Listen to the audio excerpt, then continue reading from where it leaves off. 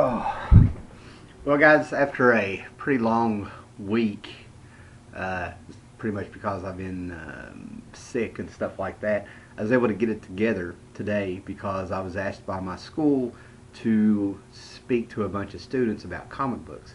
And the reason this came up is because they had an actual professional comic book artist who apparently does tours around schools and stuff, showing how he uses math and science to do his illustrations and his penciling. Okay, we've got the website up, so I'm going to look at it, and I'll provide a link below to tell you who this guy is. His name is Jerry the Care, and I'm going to show you the website. Not an artist I'm familiar with, but it was actually very entertaining. And what he did is that he just kind of sat down. He talked about 6 or 7 minutes about his work, and then he sat down and they had like a projector. He had paper down and stuff, and then it projected it on a big screen in an auditorium. And he sat there and he showed how he uses cubism and math, a little bit of geometry and stuff to position, to show where everything, the space, to show where the space where everything needs to go.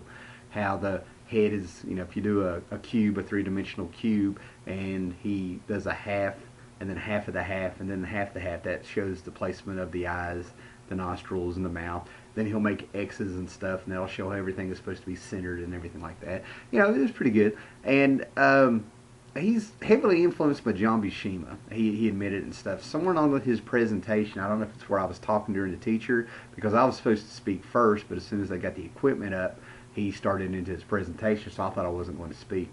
But anyway, somewhere along the line, somehow I kind of stood out. It might have been where I was talking to a teacher, I'm not quite sure. But he asked who I was, and I told him who I was, told him I was a counselor at the school and a comic book fan and all that stuff.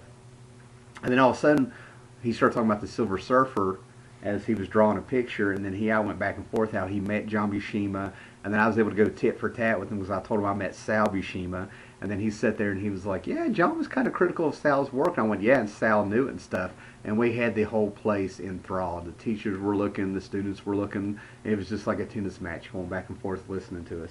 So he was handing out the pictures that he was drawing as he was speaking, showing things, talking about how he works and stuff, giving them the pictures, and he gave me the picture of Silver Surfer that he drew. Guy was a huge fan of the John Buscema work of Silver Surfer, and I'm a Kirby guy, but I was able to keep up. I knew my Silver Surfer and stuff. And when he gave me the picture, I got up there and I kind of whispered to him. I said, I was waiting for you to use the word Kirby crackle when you were talking about the power cosmic. And he went on, and real nice guy. He has to drive 4 hours now. I'm recording this at 8, so he's probably just leaving now. He's got to drive 4 hours to the next school that he's going to and stuff. So after everything got up, they jumped up there when he was done, and he took questions from the kids and their parents, but I didn't know the parents were going to be there. Kids were kind of asking, can you draw this, can you draw that? They were kind of wanting it. And then when I got up there, I sort of found out that I kind of believe, it's one of those nights where I'm now a believer that everybody is a closet comic book fan. I got up there and I did my spiel, my speech, and where it was with kids, I kind of had to start, and by the end of it, I was asked to kind of direct it towards character and heroes in real life. So I kind of talked about the Avengers movie making over $1 billion, and how kids that were teenagers from Cleveland, Ohio, more or less sold Superman to DC Comics back in 1938 for, I don't know, it was $120, $160, and this is where it kind of got really cool, because it's kind of like, I don't know, the side of me that they didn't know about came out, and they found it out, like, my little secret, that I like comic books, And I went on and talked about how I'd liked comic books since 1977, and how we'd be on the bus, as kids, talking about who could beat up who, and the colors of the book, and the heroes, and the good and the evil. Then I went into how they were morality tales as I got older, and I touched on the Silver Surfer. And the whole time, Jerry's sitting there, he's just looking, and he's just right there with me and stuff.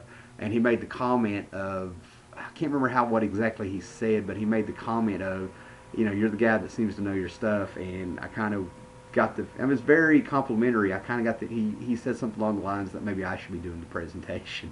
So that was very cool, very flattering. So after I did my spiel and all the parents were there, the teachers and stuff were all sitting there with their mouths they were just wide open, and their eyes were They ran up to me and they were like, "Oh, thank you for doing that, thank you."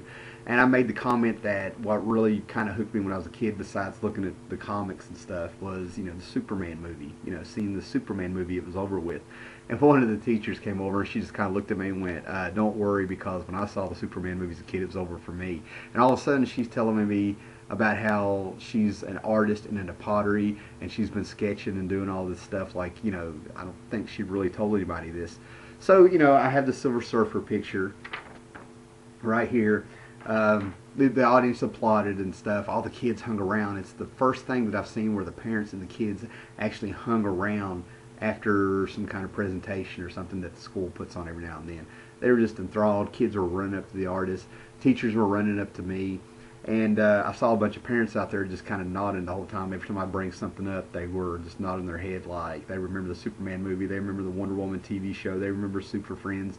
So I gave the parents a little bit of something, and the kids saw another side of me that I work with and stuff. And that's the first time with some of those kids in 2 years that they hung on my every word. So it was very cool, very cool. And to get and to have a guy who's in the business in the comic book community right there taking in everything I'm saying and just in amazement and going tit for tat with me was very cool. Very cool. So after I leave and go get gas and stuff to get on home and grab a bite to eat and stuff to bring home, I get a phone call from one of the teachers. And her husband, who's also a teacher at the high school, the teacher calling me, she works at the middle school where I work at, and her husband is at the high school. He about flipped out because I think she had him draw a quick picture of Wolverine for her husband, but when he found out I got the Silver Surfer picture, apparently he kind of flipped out, and I'm going to bring it tomorrow and give him a copy of it, make a copy of it. But this kind of cracked me up because I got challenged. She was like, my husband about flipped out. I told him about the Silver Surfer, and all of a sudden he wants to know if you know the Silver Surfer's name. And she was like, he'll know it. And he was like, no, I bet he won't. And I said, you tell him Silver Surfer's name is Norrin Rad, and his girlfriend's name is Lost Love is Shallaball. So I was like, swoosh, you know. It just kind of cracked me up because all of a sudden after 2 years I'm here and everybody kind of likes their comic books, which was cracking me up. So overall, a really good night, really good experience. One more thing that comic books has given me, you know, after all these years of collecting and stuff, and just putting it back out there on the YouTube, you know, give back to the comics guys, keep making the videos.